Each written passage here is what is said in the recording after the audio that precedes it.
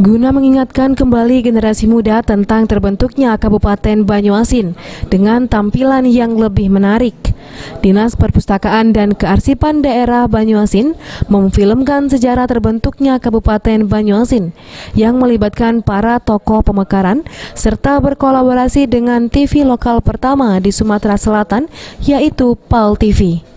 Film terbentuknya Kabupaten Banyuasin sendiri merupakan sejarah pertama Banyuasin agar generasi muda lebih tertarik dalam mengenal sejarah.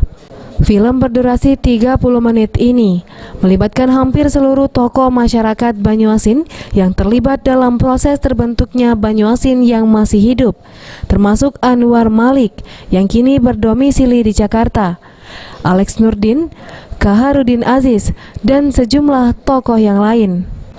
Menurut rencana, film terbentuknya Banyuasin akan diputar pada setiap pelaksanaan sidang paripurna HUT Kabupaten Banyuasin. Kemudian, jangan sampai nanti generasi-generasi penerusnya tidak tahu asal-muasal kenapa ini dimekarkan, kenapa dipecah. Kemudian siapa yang jadi pelopor-pelopornya. Nanti kan ada regenerasi yang generasi yang tua itu nanti sudah meninggal. Kita jangan sampai kehilangan momen-momen sejarah. Oleh karena itu Pak Bupati menginginkan supaya sejarah ini jangan terlupakan. Kalau istilah Bung Karno itu jangan lupa dengan jaket merahnya gitu.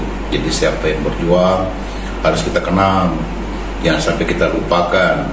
Banyuasin yang sudah maju seperti ini kan tentunya tidak lepas daripada tokoh-tokoh masyarakat yang berjuang tempo dulu, khususnya dalam tim 7 itu.